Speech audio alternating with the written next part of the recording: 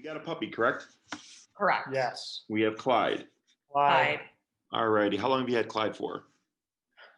2 weeks. 2 Going weeks. on 3 weeks this Sunday. Okay. And how's he doing so far? He is getting more comfortable, and the more comfortable he gets, the more energy he has, and the more he's acting up. the more he's acting up. Yeah. The harder it becomes to do anything with him. How old is he? He's 16 weeks and 3 days old. Okay, 16 weeks. And then what kind of puppy? A Cavalier, a King Charles Cavalier. Okay. And how big is he now? He's He was a little over 8 pounds. he's probably like 10 pounds now. Yeah, probably Sure. 9 to 10 pounds. How big are we expecting him to get? 20 to 25 pounds. I think his father was a little larger. Yeah, the genetic report said like 24 pounds. Okay, cool. So typically, unless you're doing well, the first class is usually potty and crate training. Okay, so how is he doing with the potty and crate training so far? So he's okay with the crate training. Like when he doesn't go in his crate voluntarily necessarily. We definitely coax him in with like a treat or something. But once he's in there, he's fine. Okay. He'll just start. Can you get my shoe? He's now eating my shoe. He's here right now. We weren't sure. Did we have him in the crate right now, or did you want us to do something with him? I'm just getting a feel for what's going on with Clyde, and then we'll go from there. Okay, this is Clyde for you. Oh yeah, is it a tricolor? It looks like. A blue merle. Oh, blue merle. Oh, I see. Yeah. Okay. Yeah. You want to maybe put it in his crate then? Yeah. Okay. All the Cavaliers I've trained have always been like the brown and white. Or Yeah. white. Yeah. And his mother was, so he has like that brown coloring, but then Sure. his dad was blue merle, so he has that coloring as well. Okay. But yeah, so with respect to the crate, once he's in, he's generally okay. He will start crying and getting antsy though when he has to go to the bathroom. He'll notify us that way. Okay. And then around like 6:30, 7 a.m., he's just over it and he wants out. And he's just like very, misbehaves in the crate and he just wants to be out for the day. And what's that look like when he misbehaves? He'll cry, he'll like jump up at the crate, he'll bark. So he just like, it's kind of hard to tell though when he's crying because he has to go to the bathroom versus when he's crying because he wants out. What really set us behind was he got that parasite Giardia. Yeah. So we felt like we were making great strides, and then he got that, and he had to constantly be going to the bathroom. So we were like a little more on guard and a little more responsive to his like cries. And usually it was like a bout of diarrhea or something, so it was consistent. But that kind of set us behind. But yeah, so generally he's okay. But in the morning when he wants out, he wants out. Sure. 7:30 clockwork. Like and then he's whining, but he just wants out of the cage. Yeah. We'll generally take him out, feed him, play with him, take him for a walk, and then per Maddie's advice, actually, we put him back in the crate from like 9 to around noon, 11:30 noon, just trying to mimic or mirror a schedule that he would be crated if we were both like at work, so as to prevent separation anxiety. And he's fine during the day, he's fine. Gotcha. Are you guys friends with Maddie's? No, we are neighbors. Neighbors. Okay. Yeah. So we met her, and that's how we discovered you, and she referred your classes and so forth. Sure. Okay, cool. So what I'm doing here is people typically think with puppies, the treats and the sit stay stuff, that's easy. It can be taught at any time. Okay. And you can go on YouTube. There's millions of videos on that stuff. And so what I suggest in the beginning, and I'm still getting a feel for things, is that stuff, you go on YouTube, puppy, how to teach sit, and thousands of videos. And it's usually food stuff, so you can't really go wrong with it. You're not going to harm your puppy. You're not going to screw your puppy up. It's really basic stuff. What I prioritize in the beginning is the behavioral stuff. Okay. That's the stuff where there's a lot of misinformation on the internet. You'll fall down, the rabbit hole of like what's right and what's wrong. You'll get conflicting ideas and all this kind of stuff. And I've been doing this for 10 years. So I can just help you kind of filter out essentially what's going to work and what's not going to work. I do have a very strict black and white approach when it comes to puppies, simply because for humans, we are rational, we're also emotional, and people treat their puppies too much like babies, and really they're young dogs and they mature very quickly. Okay. So if you're too soft, or if you're doing, like, for instance, with puppies right now, especially with COVID, people have their puppies out with them, while they're working and stuff, and then next thing you know, they have separation anxiety. Yeah.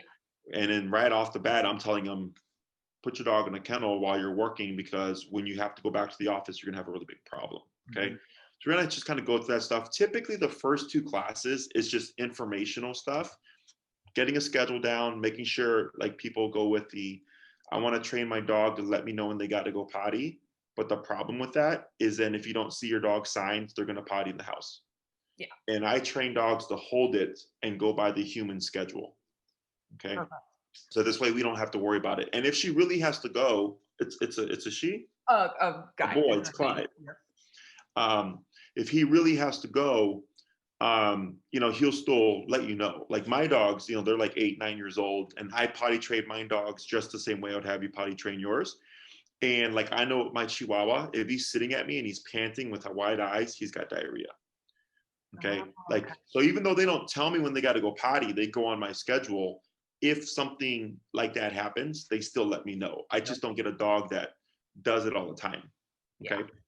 So, and if I may add something really quick, I would say the most imminent issue we're having with him is his behavior with respect to when he wants to play. He is so mouthy. Like, he will grab and bite everything he can, and he's very, very, very difficult to calm down. Yeah. So it becomes very taxing and like wearing on us, and we just feel like that's getting worse and worse. And then when we take him out to go to the bathroom, we only have wood chips in the backyard.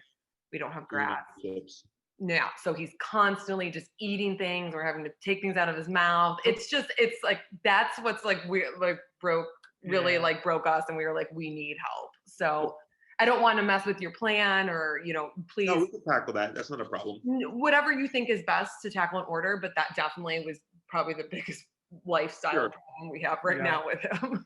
Yeah, we just have no idea what to do when he's nipping. It's assuming it's normal. He's a puppy. Yep.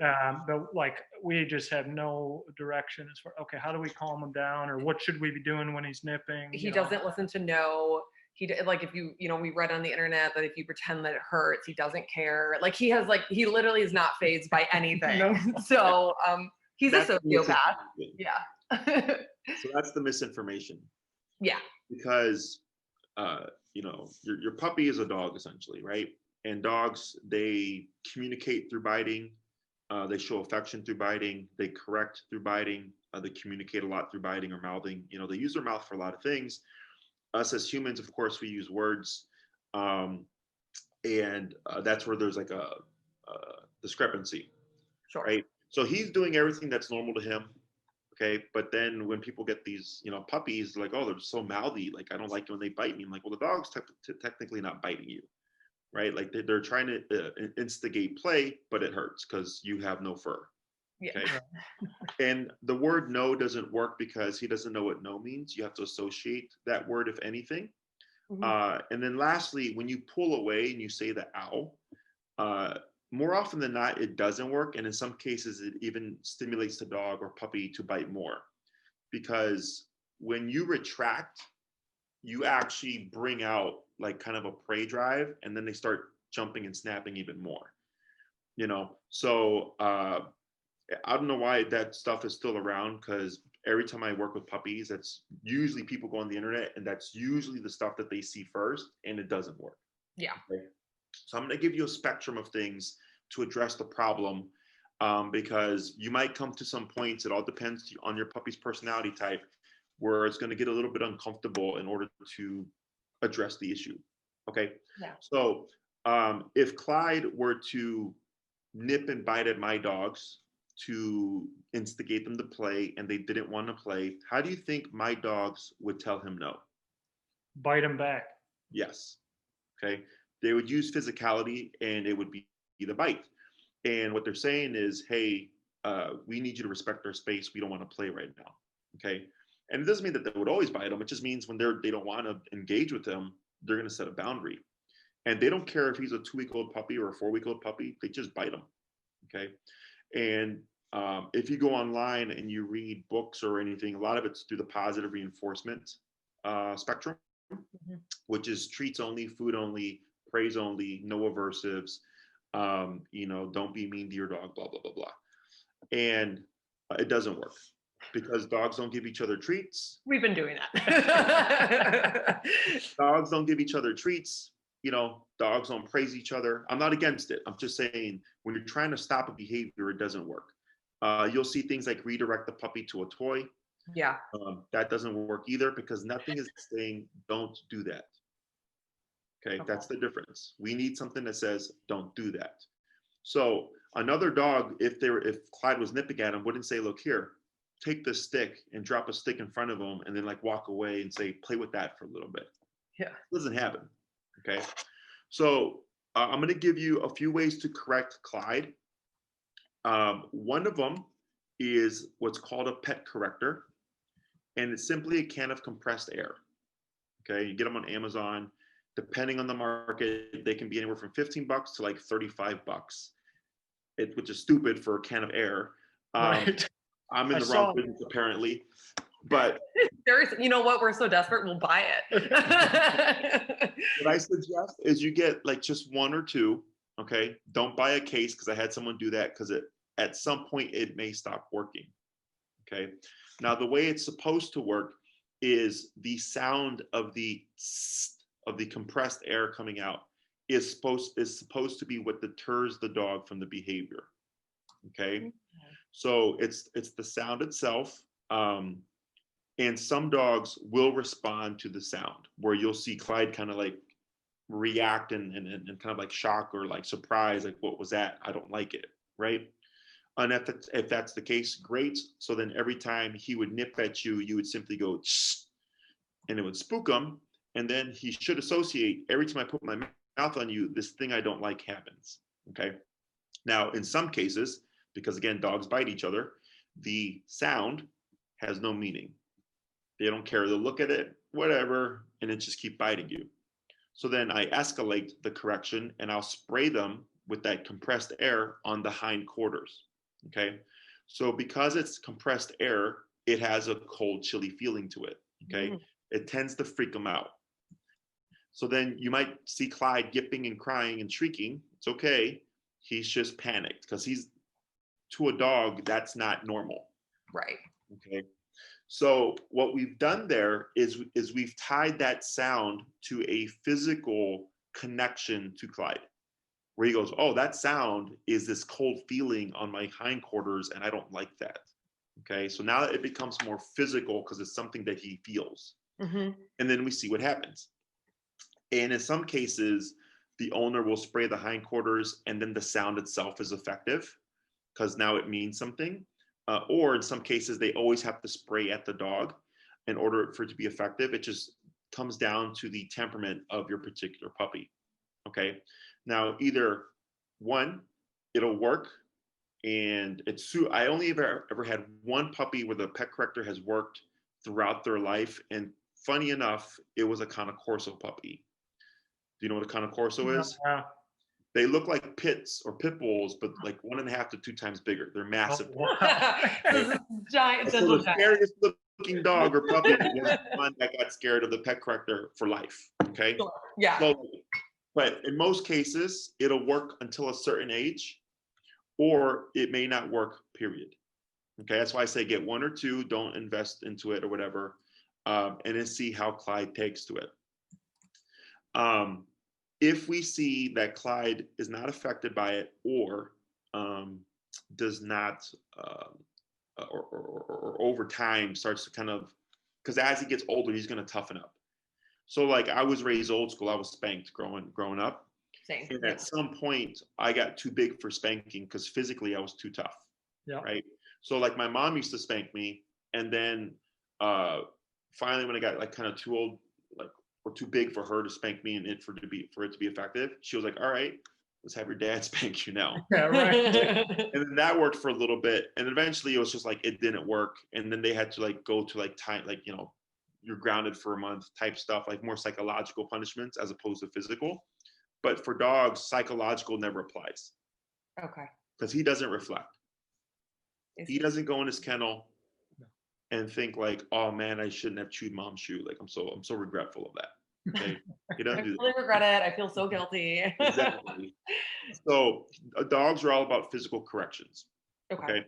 So if I find the pet corrector stops working or is not effective, then we graduate to like more corrections more along his language. Okay. Okay. One of them is the Caesar Milan correction. Are you guys familiar with Caesar Milan? Mhm. Yep, the dog whisperer. Yeah. Yep. So if you watch his old show, the original Dog Whisperer, which I think now is on Disney Plus, if you happen to have it, Oh, okay. from what I heard, No. is the old stuff is the good stuff. Seasons like 1 through 4 or 1 through 5 or whatever. Okay. And you'll see him use his hand where he'll like kind of make a claw with it, and he'll make contact with the dogs. You know, so what he's doing here is, in his theory, he says, you know, I'm doing this to mimic a dog bite because that's what another dog would do. And whenever the dog or puppy gets out of line, you'll see him take his hand and either on the side of the dog's neck here, or even by the butt to the ribs in the soft little area there, because there's no real protection there. He'll do a correction like that, and to mimic a dog bite to deter the dog from repeating the behavior. Okay. Now with smaller puppies, you actually have more of a window. Anywhere really is up for grabs because they're so small, but here. Okay, Okay. I But stay away there? from here. Not Yeah. here at the On tricula. the jugular, right? I stay away from that. But the side is perfectly fine. Even the ribs is fine. But it's just as they get older, if you do a correction on the ribs and it's a firm one, like you're gonna get some, it's gonna hurt you because you're hitting bones. Okay. Right. So I usually go for the side of the neck or from the ribs to the hindquarters. Okay. Now, when you do this correction, or when you try to do this correction, people typically think they're doing a firm correction, but it tends to be soft because the psychological barrier of I'm hitting my dog or I'm hurting my dog. Okay, so that's what people struggle with. So it does take time to develop kind of the comfort of like, okay, I'm just poking my dog. He yips, but then he stops biting my shoes, right? Again, dogs bite each other, and you giving him a little poke or jab on the side of the neck or whatever is not going to kill him. Okay. And it all comes down to intention. So like I said, I was raised old school. I was spanked. One can view it as I was hit as a child. And I look back and I'm like, no, like I was getting out of line. I got my butt whooped. It is what it is, right? And it deterred me from those behaviors. So it's essentially the dog version of spanking. Oh, okay. Because again, your dogs don't redirect each other. They don't give each other treats. They don't put each other in timeout. They just simply bite each other. And it can look pretty ugly sometimes too. And I actually have a playlist on my YouTube channel called Mothers Correcting Their Puppies, I believe. And it's good to watch as a puppy owner, so that you see how the own dogs would go about correcting a puppy.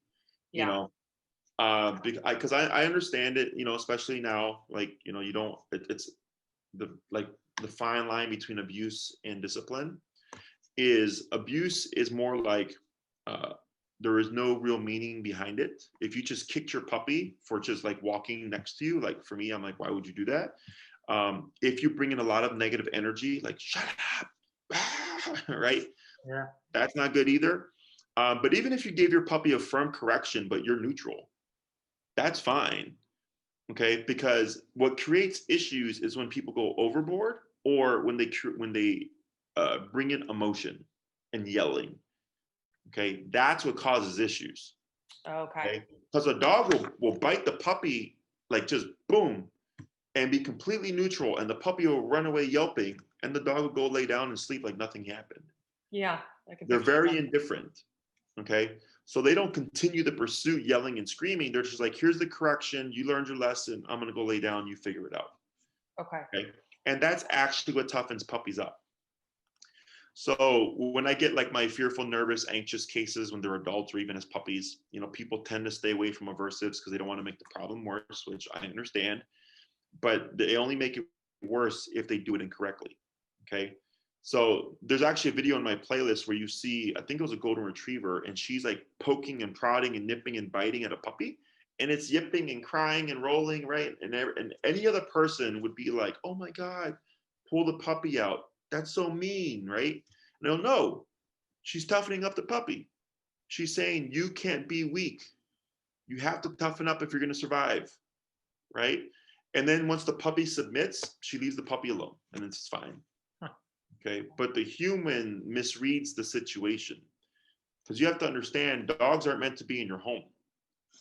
They're meant to be self-proficient and like survive and hunt, kill things and all that stuff, and protect themselves. And I understand that's not going to be applicable to your puppy, but that's their genetic code. And then when you try to shelter them from that, the next thing you know, you have a dog with issues, and that becomes another problem. Sure, Okay. that makes sense. Yeah. So are we supposed to be using any kind of verbal cue if we're doing the air compressor or this like mimicking a bite? Like, should we be saying no, or should we be saying anything? Or That's a good question. So in my theory of training, I look at it in two ways. If you want to eliminate a behavior, I simply correct it. I don't say anything. Okay. If I want to control a behavior, I say something first and then I correct it. Okay. So the way a dog brain works is, let's say Clyde is jumping on you, and you say no, right? And you knock him off. Technically, he can jump on you until you say no. Gotcha. Okay. Got it. So then, yeah. So then so if I know I don't want a dog to jump on me, period, I just correct it as soon as I see the thought process, or as soon as I see the behavior beginning, or as the dog's actively doing the behavior. So then the dog thinks, when I think or try to do this aversive automatically happens. I don't like it, so I'm just not going to do this behavior. Okay. So as a human, you can tell a child, hey, you don't take things that aren't yours, right? And that child can leave that conversation and just proactively not take things that are not theirs, right? Dogs don't do that. Dogs technically have to do the behavior as the correction is happening. And then if you say something, they don't process that it means no and don't do it ever again. They just process it as like, I jumped, and then when I heard no, something happened that I didn't like. So I'll just, next time I hear no, not do it or stop doing it.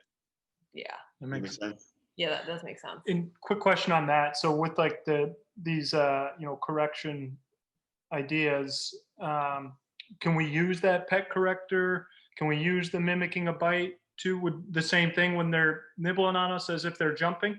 Like if they're jumping on us? You can use all of them. So those corrections are just applicable to any situation we don't want them to be doing. Ever. Correct. Okay. Yeah. It's appropriate, and I do it appropriate to the situation and appropriate to what the puppy tells me, right? So the reason why I did the pet corrector first is because, again, most people feel uncomfortable with physicality with their puppies, okay? So I've learned that I start them off with the easy stuff, which can be effective, right?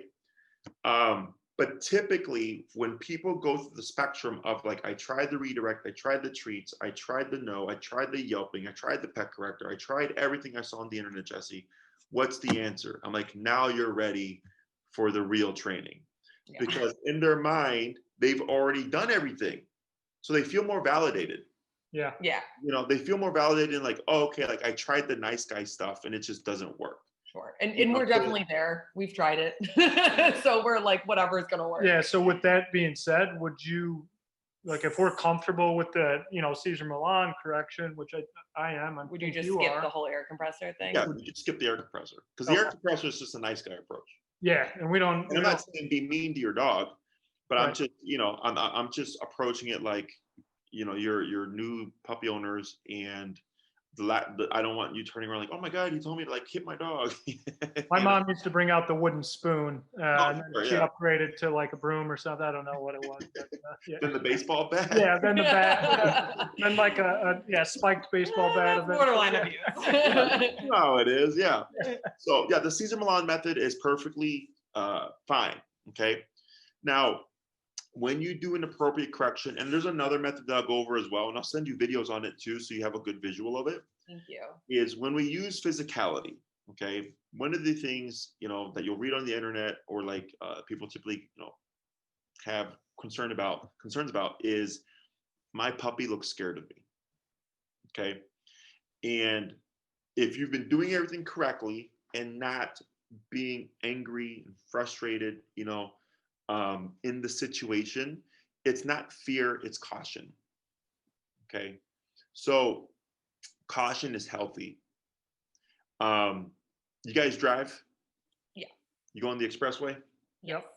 You go the speed limit? Nope. No. Right. Now, if you see cops, what do? Slow down. That's caution. Yeah. Okay. You're wary of the authority because you don't want a consequence. So Makes so for your puppy, when you're correcting them, and you might see like they might shudder a little bit and stuff, never console them. Okay, because remember, another dog would bite them and say, "Get over it," and then they would walk away. They would yip and all that. Then they kind of recover, and then you'll most likely see Clyde like looking in the corner, like, "The hell is that about?" And then I ignore him, and eventually he's gonna come very cautiously. He's like, "Is it cool if I come back, guys?" And I ignore him, and he'll lay at my feet, and I ignore him. Right, and what he's learned is, oh, that moment of discomfort was because I must have been doing something I wasn't supposed to, but I can be here and there's no tension. Oh, okay. Now, what I don't do is try to coddle or like, come on, puppy, come on back, right? Because you're negating yourself. Okay, you can't be an authority figure and your dog's buddy at the same time. Right? It's like my mom was my mom. She wasn't my mom and my friend. Yeah. Like we did things kind of, there is a gray area where like, I went to the movies with my mom and stuff like that. But at the end of the day, she's still my mom. Yeah. Right. So I look at the same way, parent to child. Okay. So, and then later on, once he's like, you can always pick him up and then like very calmly pet him and stuff like that. But just within the immediate moment or when you'll like see Clyde. Okay. You'll see him kind of looking like, what was all that for? And that's the brain processing, just like, what's going on, because even though you're mimicking a dog bite, it really isn't a dog bite. Right. Okay, so that's where there can be a little bit of discrepancy, but eventually he will pick it up. So yeah, I ignore him, and don't be concerned if you see shaking or cowering or anything like that. It's okay, right? Because the moment you go, oh my God, what you're doing is you're saying when shaking is the response you should have to the correction. Okay, when you pet a dog, whether they're barking, whether they're excited or they're shaking, when you're petting, you're saying, you should be doing this, or you should be feeling this way at this time. Because petting is a reinforcer. Okay. So if my puppy is calm and I pet my puppy calmly, I'm rewarding calm puppy. Yeah. If my puppy is excited and I pet them, I'm rewarding excited puppy. And that will really dictate the path that your dog takes. Okay. So I'm not opposed to excitement. I just don't want it all the time. Right. So like people typically go, oh, puppies, they're 2-month-old, they're going to be crazy. I'm like, if you let them. But if I correct them, my puppies are sleeping and they're calm. And when I put them out in the yard or I put them out in the pen, they run around because that's their time to do that. Just like as me, when we went to church, you got to be quiet. Right. And then if I was quiet, there was a playground just down from the church. Here's 15 minutes as a reward for being a quiet kid. Yeah. Right. If I was in the house and they got too loud, my mom said, take it outside. Right. Outside was the time and place for yelling, screaming, baseball, whatever. Inside was you can play to a degree, but once it gets too far, you're going to either bring it down or you're going to have to go outside. Yeah. Okay. So that's why I do the same thing with my puppies. Okay. So don't let whatever you read or people tell you like, oh, but that's a puppy being a puppy. Like he's not going to go back in 2 years going, man, My parents didn't let me be a puppy at the therapist's office. You know, like that is not going to happen. He's Like, gonna have to go through puppy therapy if we didn't. Yeah, exactly. Well, let's just put it that way. Okay? So don't worry about that. He does not reflect. Okay. So this all makes sense.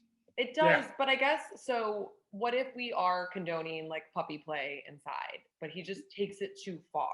Then So you like, have to then you have to end it. how? And by ending it, we use one of these two methods. Correct.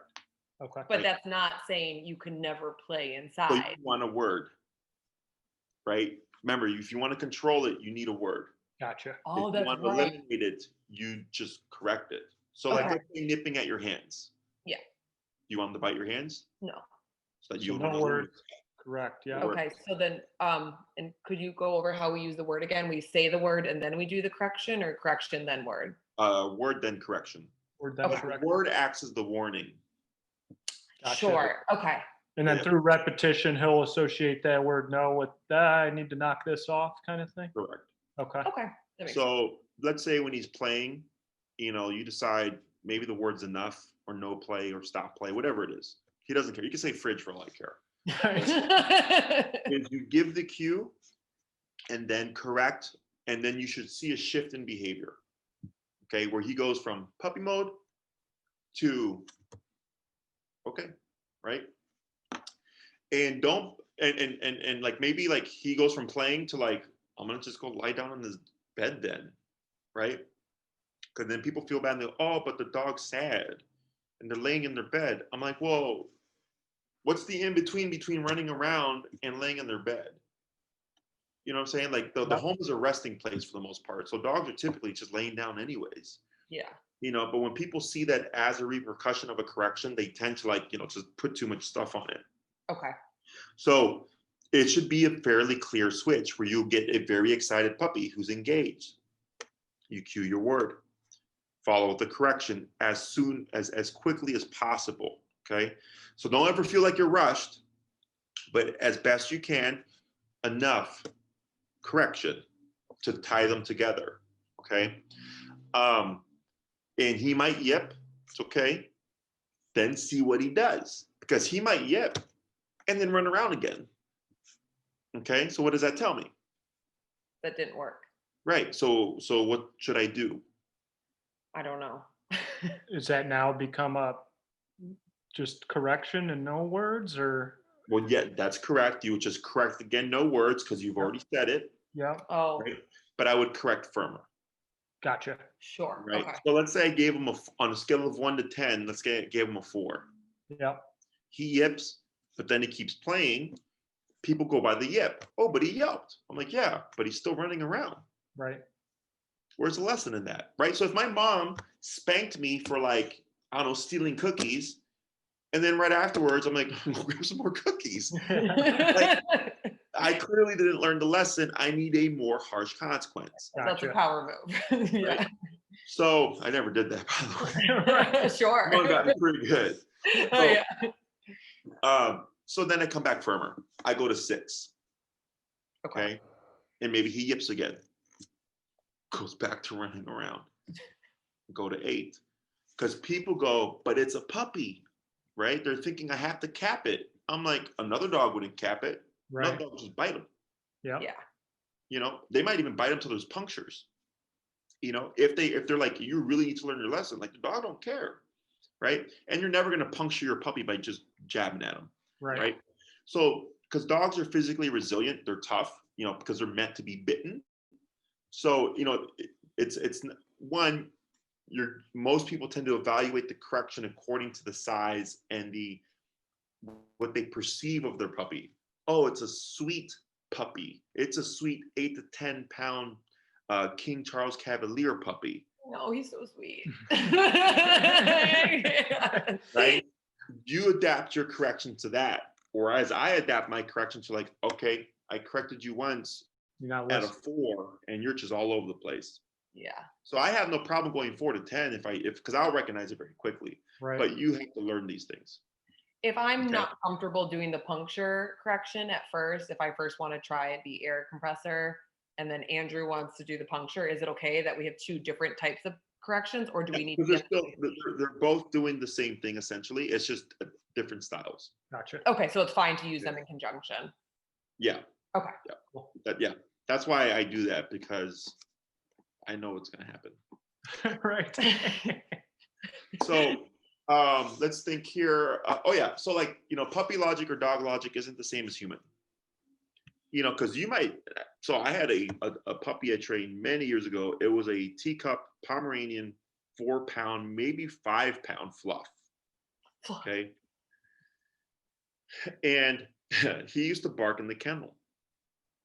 And I could get him to stop. But man, that correction was my correction to that puppy was harsher than I do to my own pit. Wow. Wow. Okay. And then, so when the owners would do it, because he's so small, the dog would fly. Oh, They would send him sliding across the floor, or they'd send him to the back of the kennel. yeah. And they close, and you walk around, to the other room, you start barking. And they're like, Jesus, they're like, what, right? Because they didn't understand like how a dog would keep doing that despite the firm correction. I'm like, because one, he's tougher than you think, despite the fact that he's only 5 pounds. Two, if it's worth it for him, he's going to do it. Right. Just like for people, for some people, like there's certain things, that the normal or average human being wouldn't do, but for others, it's worth it. Yeah. So that's, and I don't know what your puppy's going to be. You're learning this as he grows, and you live with them and stuff, and you're just adjusting according to what he gives you. Okay. But that's the main thing is, if I correct them, you'll learn. So actually, let's try this. Take your hand like this. Okay. And then you're going to take It was like in unison. And your other hand like this. Okay. And then just go like that to your. Okay. So if you spread your fingers out, okay, and then go like that, you can kind of feel where it feels a little sharp. Yeah. Especially if you have a little bit of nail, right? And I want you to think to yourself like 1, 4, 6, and like you're just going to the intensities. Okay. Now let's try this. Andrew, right? Yep. Go ahead and put up your left hand. Okay. And Denise, I'm going to have you, you're going to correct Andrew's hand. Andrew, you're going to give Denise a number. Okay. And I want you to tell her whether or not what she did was appropriate to your number. Gotcha. Okay, 4. go ahead. Oh, so you tell me. Okay. 4. How'd that feel? What was that? That was a 2. The 2. Okay. Now, what did you think that was, Denise? I thought that was like a 6. For me, that was like from my perspective, it looked like a 0.5. Yeah, right. I was going to give her a 1, but I tried to give her a benefit, a 2 there. But. So let's try the 4 again, okay? That to me felt probably more like a 4 or 5. Okay. Now I'm gonna have you try that again, Denise, but kind of out as you're doing more like this. Try more like this. Okay. Yeah, like that. So what does that do differently? Because it gives more, in my opinion, like if you catch the tips of your nails here, Yeah. it's more blunt. You want it sharp. Okay, So got it. more with the finger. Yeah. Yeah. She's back down to like a 2. Okay. There we go. Yeah. Okay. Okay. So let's flip it. Okay. All right, Okay. Give her a 10. Hey! I'm right-handed. Try 2. Oh, 2. Ow. Sorry. Okay, so a 2. How did that feel to you? That felt like a 2. So like a 2. Okay. Yeah. And then with the first one, how did that feel to you? That was like a 9, an 8 or a 9. Yeah, that was pretty hard. So it feels funny, right? Yeah, But it helps you kind of evaluate. that does help. Yeah, wow, like interesting. So I like literally tell people like practice on each other and themselves, because it helps you regulate your corrections. Okay. Yeah. Now there's 2 things here. Here you're going to be thinking 6, but you're going to deliver a 1. Okay. And So you do want to be honest and be like, okay, yeah, that wasn't whatever what it was intended to be. Okay, because that's the only way you're gonna really make any difference in behavior. If he responds to one, perfect, right? Then you use one. But if he needs more, you do more. But the other thing you have to factor in is what is a 10 to you may not be a 10 to your dog. Okay, because everybody's physical toughness is different. Okay, so you could give them your 6, which is your 6. You're doing that well, but he perceives it like a 2. Right. So like that Pomeranian, I was like, they would correct him and he'd fly and hit the back of the kennel. That was their 10. And now I'm like, that's a 10. But for him, it was like a 3 to 4. You know, and that's where things get tough because so even this approach has its limitations, right? But it comes down to the personality type. And actually, smaller dogs are just actually harder to correct. You know, I think it's just because they're smaller that, you know, it's like, you know, if you drop an ant off the top of a building, it's probably gonna still be alive because they don't get as much resistance and stuff when they hit the ground or whatever. So I kind of think of it the same way for smaller dogs. But typically this approach, if done correctly, like it's still effective with my dogs to this day. We use it here for our daycare dogs and stuff, and it's effective. Okay. But you know, you do have to, it's a skill, just like, you know, like anything else, you have to get over the psychological hump. You have to learn how to correct correctly. You have to learn what your dog's physical toughness is. So it's, you know, it's a little bit of a learning curve. But what I've seen in my career is, you know, like I'm 33 years old, right? And if I were to go to my mom's house and my mom was like, you know, do the dishes, I do the dishes. You know, like she's still my mom. You know, it's like there's certain things obviously she can't tell me to do, but if I'm in her home and she's like, hey, wash the dishes, do some chores, whatever, like I do it. Yep. And I believe it's because growing up, she was so strict with me and there was no option but to do what she said. I have brothers and a sister that weren't raised as strict as me. She'll tell them to do the dishes, they'll be there for 3 days. Right. Yeah. You know, and what I've seen, and especially when I get my power breeds, you know, when I get someone who has a Rottweiler puppy, I'll tell them, do this stuff now while your puppy is 2 months. So they're raised with this perception of you're bigger and tougher than me. So when they're 150 pounds, you're not having to do this stuff. They already just naturally respect you. Yeah. Right? And then because what happens is people wait. Dog's 1 to 2 years old, and I come in, the dog's trying to attack people. I'm like, now you want to fix the problem? Yeah. Like, do you know how much more difficult this is now because the dog's going to resist? It's huge and dangerous, and it's going to go after you just like it goes after any other person. Like, they don't think about that stuff. Yeah. You know? So whether it's a Chihuahua or, you know, a Cavalier or a Rottie or a Dalmatian or a German Shepherd, I raise them all the same. Okay. Okay, size, breed, none of that stuff matters because they don't care. Okay, so like that little Pomeranian Floof that we had when he was with my dogs, they treated him like just any other dog. Yeah. Okay. So, but yeah, I suggest, you know, trying that out or whatever just to learn how to gauge your corrections and everything. And then you go to application. Okay. Now I do give myself and my clients a 3 correction rule. Okay. So if you hit the 3rd correction and it looks like he's not learning, okay, I cap it. I step away and I assess why not. Okay. Most often it's because the owner is too soft. Okay. Okay. They're not doing the correction firm enough, and that's actually what's causing the issue. Okay. Excuse me just for a quick second. Oh yeah. Yep. Take time.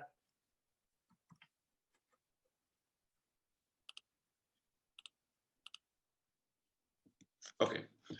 Can I have a quick question before I forget? Between the 3 tries or like the 3 corrections, how long do you wait? Oh, within the moment. So like, you know, let's say it's bark, correction, bark, correction, bark, firmest correction, Okay, got it. Yeah. bark. Then you're like, all right, I gotta walk away. Time out. Okay. Okay, because we do get frustrated, right? And again, most often it's because the owner's too soft. Okay, and they'll step away, and then they'll assess, and they're like, I probably give the dog at most a 5, right? Then I'm like, all right, well, the next time I see that same context, I'm starting at 6. Yeah. Okay. Okay, because I already know 1 to 5 is not going to work. Working. Okay, so then I go to 8. Maybe I end at 8, then it doesn't work. Then I'm gonna start at 9. Okay. Okay, and you might hit your 10, and you're like, Jesse, like it's not working, and I'll have to see, and I'll like, okay, yeah, I'm like, that's a 10, and then I'll say, here's another approach. Okay, because there's a multitude of training tools and things like that, but for puppies under 6 months, it's usually the pet corrector, it's the pet corrector, the Caesar Milan approach, or what we call a bonker. Okay, a bonker, and I can send you videos on this. I'm gonna make a note here Okay. Thank you. because it'll help you get a visual, and it'll actually help you get a visual of the intensity of even the Caesar Milan correction, because of just the force that he puts behind the correction. Okay, so the bonker is simply a rolled up towel held together by rubber bands or hair bands.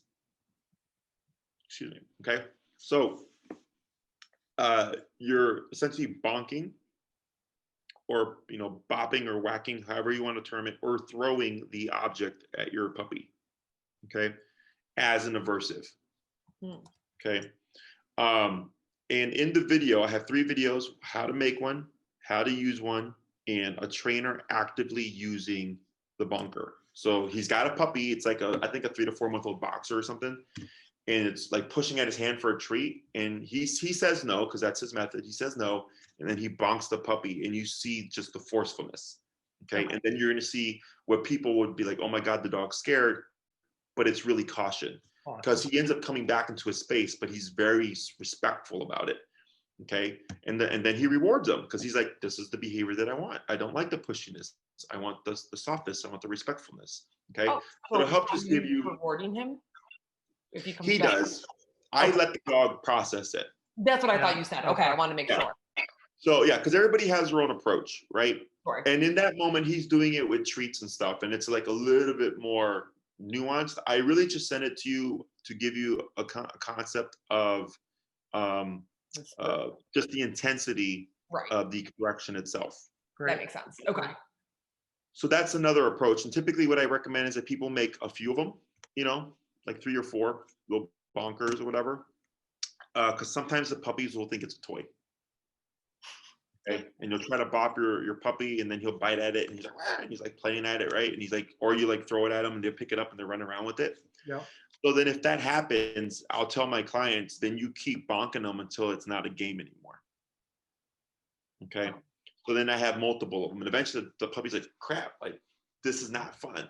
And once they look at the object is not fun, then it's like, okay, like they just want me to stop the behavior. Yeah. Okay. So like I remember there was a time where I was like at that turning point where I was too big to be spanked, and my mom spanked me, and I laughed.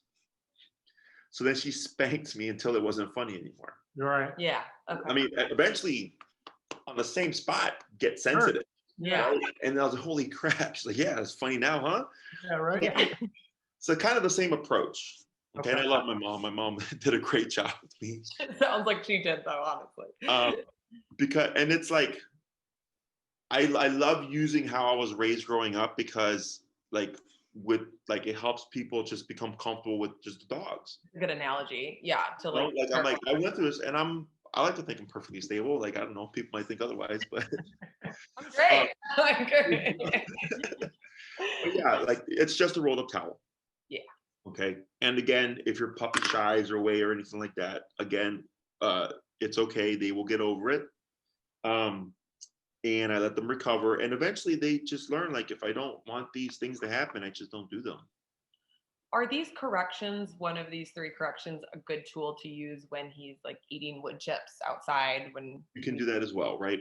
Now, Okay. you do want to be mindful, because, I don't know what your yard looks like, but it's literally just a square of wood chips. And then that's just where we take them to use the bathroom, but we'll take them to the parks and stuff for like exercise. okay. So when it comes to physical corrections, it's just the general public, right? Oh my God, what did you do to your puppy? Right? Oh, I see. Okay. Yeah. Okay. So in the home and stuff, like, I don't care if you bonk your dog outside either, but I know people. Right. Okay. I'm gonna call the cops. I'm gonna call animal care control. Blah, blah, blah. And I'm Yeah. just like, just correcting my puppy. It's like people now, like you can't spank your kids now. I think. Yeah, Right, exactly. right. Well, Right. thankfully, it's just Maddie at the ground floor, so she Oh, won't. sure, yeah. Yeah. Like firmer. Don't. Farmer, that was not a 10. She's gonna rate you. Yeah. With like. Yeah. So yeah. So just be mindful of that. And for this stuff, we only like correct dogs using these methods for behavior. So like if you said sit and Clyde didn't sit, I Yeah. wouldn't whack him for that. Oh no, Right, yeah, okay. okay. Yeah. That's a totally different thing. I'm not saying you can't correct your dog, but we don't use those methods. These methods are more so for correcting behaviors: no barking, no jumping, no biting, no nipping, no chewing, no stealing crap off the ground, no taking my shoes. Like anything that's got like a no in front of it, Perfect. you can use these approaches for. Or no chasing the cat. Yeah. You do that too. Okay. Cool. Okay. I suggest you correct at the very beginning of the behavior. The moment you know, yeah, that's not gonna fly around here, correct that. Okay. People tend to give their dogs or puppies time to be a good dog or to make the right decision. Okay. Dogs don't have right from wrong. They have what you allow and what you don't allow. Okay. So I don't care what your rules are. Like I get some households where they want the dog on the furniture, they don't care. I get others that they don't want the dog on the furniture. And I go, all right, I don't care, your house, your rules, right? So, and what I suggest is you make a little list so that you know what it is you're wanting to stop, pop it on the fridge so that everybody's on the same page. Yeah. Okay. Okay. It's best to be universal, just makes things very clear. So if one of you lets Clyde jump on you and the other doesn't, he will learn, like, I can jump on you, but not you. Like dogs can do that. But then when it comes to like guests and stuff, Yeah. then that's another thing. But if you make it across the board, it's just the easier concept to learn. You can always put it on cue too. Like if you don't want him jumping on people by choice on his own, right? Is I just correct them and then I teach him to jump when I tell him to. Oh, okay. Right. So Yeah. now so you get the jumping. It's just when you say so. Yeah.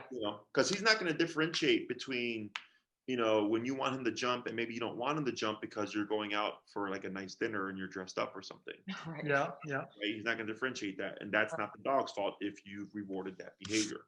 Okay? Makes sense. So we want to be mindful of what we're teaching because things like that happen. Because people think dogs think like humans a little too much and they're very simple. Yeah. Okay. What if with respect to the couch, we've definitely opened the gate and let him on the couch. Okay. He tries to jump on the couch, but he's too little still to get on himself. So would it be appropriate to correct when he's trying to jump and we don't want him on? And then but we can still put him on the couch. What I would do is when he goes to jump, you correct him, right? Because he's attempting to.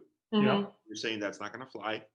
And then 3 hours later, you're like, hey, Clyde, come here, right? And you call him over and you go up or, couch or whatever word you want to use. And you can even help him come up because, he's going to have to maybe grow a bit until he learns to like hop up. Yeah. So you can kind of like just help lift him up, but let him climb up because he needs to do it himself to tie it with like the cue. If you pick him up and put him on the couch, he has no idea how he got there. Yeah. Oh, I see. And Okay. it sounds dumb. They're like, makes but he literally does not know like how do I get up here? Right. That makes sense. So I tell him up, I pat on it, and you might see caution because he might be like, and I can encourage him, good boy, right, up, right, and then you hold him up, and then praise whatever, and you can keep him on your lap for whatever length of time, and then I would cue when I'm done, off, okay, because it would be unfair to go, okay, I'm done, whack, out of nowhere, because you told him to go up there. Yeah. So now we need a cue that says you need to remove yourself. So in the beginning, I say off, and I help kind of push the puppy off. And then after he jumps off, if he tries to jump back on, then I correct him. Because now it's off limits. Yeah, that makes sense. Okay.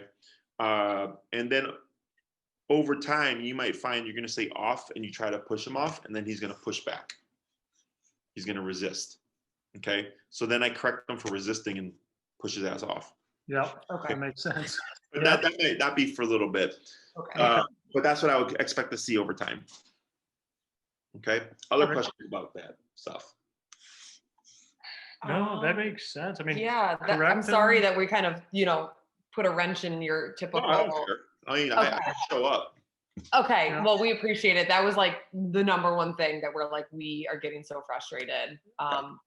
So yeah, we'll definitely have to start doing that. I guess like one hypothetical I think of is like if he's on the couch nipping and we correct him, is it okay for him just to stay on the couch because we're trying to stay neutral and we're Right. Because so what's happening is you've invited him up, Yeah. right? So he can be up there, but now he's too excited. yeah, And so now you're teaching him, look, you can be on the couch, but you can't do that. sure. Okay. You can't nip, you can't jump on me, or can't bark at me, whatever it is that you don't want. And you might correct him and he might jump off the couch. Yeah. You could do one of two things. One, I just let it right out and I go, all right, if you can't handle it, remove yourself. That's fine.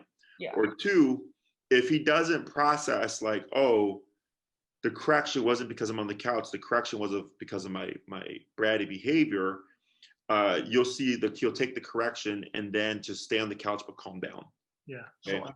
If that doesn't happen and he always leaves, he's going into avoidance and he's thinking, he's kind of jumping the gun and thinking I need to remove myself. Then I pick him up and place him back on the couch again. Okay. And then I keep him there and you might see him keep trying to remove himself and I just keep placing him back. I don't really correct them. You can technically, but I don't really correct them for trying to leave the situation because I'm trying to let them know, like, look, buddy, I'm not correcting you because I wanted you off the couch. I'm correcting you because you tried to bite me. Yeah. Yeah. Okay? Okay. And then the brain processes like, oh, okay, I can be up here, it just can't be a jerk. That makes sense. Okay. And so just one kind of off topic. So he's been doing well in the crate, we'll keep him in there, try to mimic when we're at work kind of thing, even though, one of us has always been home and will be. But like, we're back home from work. He's being crazy. We correct him, we follow the 3 correction rule. And he, after the third one, he's not behaving. Like, do we let him still kind of run around? So what you could do there, if like you need to settle him, like you could put him in the kennel. Like I'm not doing this for him to reflect or anything, but you could try putting him in the kennel. He's not going to associate it with a bad thing or anything like that. Okay, good. Yeah. It's he could potentially calm down because you're limiting what he can do. Let him take a breather for a minute, chill out. Now the drawback is he might start barking not because he's like being punished, but because all that energy of running around has to go somewhere. Yeah. Right. And now he can't do it. And now if he barks and we let him out, he's going to associate that. Correct. So then what you could do is like Maddie, this was actually one of her ideas, is put the kennel in a closet because like the clothes and everything kind of just muffle the bark and I just let him bark his brains out. Okay. So so he doesn't pick up on a pattern. Or what I do is, you could do the closet, but or you could do a room where he's like the least audible. Yeah. And point it towards the wall or a wall, give a little bit of gap for air to filter, drape it with a towel or a heavy blanket, whatever, to muffle the sound. And because when he barks, since it's the wall, it's not going to resonate. It's going to just hit the wall and bounce, not too far into the blanket. And then everything else is encapsulated so that, it's not going to be resonating through the kennel itself. And then I just ignore the dog. So it's okay then to put him in the crate, in the kennel, if, the corrections aren't working. I'm sorry, really quick. I don't mean to be rude. I have a court hearing, so I'm going to go. But thank you so much. We're so excited and to be doing this with you. Thanks for your And time. I think we've got one minute. But so to your comment, it's okay to put him in the crate, maybe let him calm down, even if we brought him back out 10 minutes later or something. Yeah. He's not going to associate that with like, I'm being punished. Okay, fantastic. And then so he sleeps in the crate in our bedroom right now, and it's, a couple feet from where I lay. Does that like alarm you at all? No, it's fine for now. Okay. Actually, in the beginning, because if you try to keep him away from you too early on, the dog will bark too much, and then you can't sleep. Yeah. So one of the things I do is just at night, like what you're doing, a few feet away, so if he sleeps through the night, that's great. But then during the day, which it sounds like you're already doing, having him kenneled from like 9 to noon or whatever, Yeah. is what I suggest is, if let's say you both work like a 9 to 5, even though you're working from home from 9 to 5, is that he's kenneled, 9 to 1 or whatever, potty break, lunchtime, whatever you would do typically. Play with them for a minute maybe, and Yeah, and then whether it's 2 or whatever, 1:30, back in the kennel until your workday is done. okay. Okay, so that come the future when like we're back at the office or something like that, he's used to the 9 to 5 schedule. The only difference is now you're gone. Great. Okay. And at that moment, and if ideally if you can, the kennel in a different room. Yeah, so we're fortunate that we have an upstairs, and that's where the bedroom is, and then we work downstairs, or there's a second room that we'll work in. So he might hear us tinkering around in the laundry room or something, but he doesn't ever see us when he's up there. That's fine. If he hears you tinkering around, whatever, and he starts barking, in the beginning, I don't go in there to tell the dog to quiet down or anything. Yeah. Okay. Just ignore it. Okay. Because it's typically harder for a dog to be quiet or a puppy to be quiet when it knows their family is around.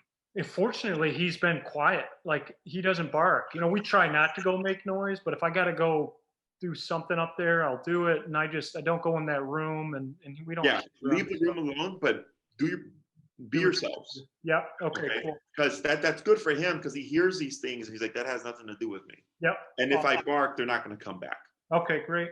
And then I guess the last question would be, and this hasn't happened, and I don't think it will, but okay, Denise gets home from work at 5 o'clock, and that's typically when we take him out. We take him out for an hour or so.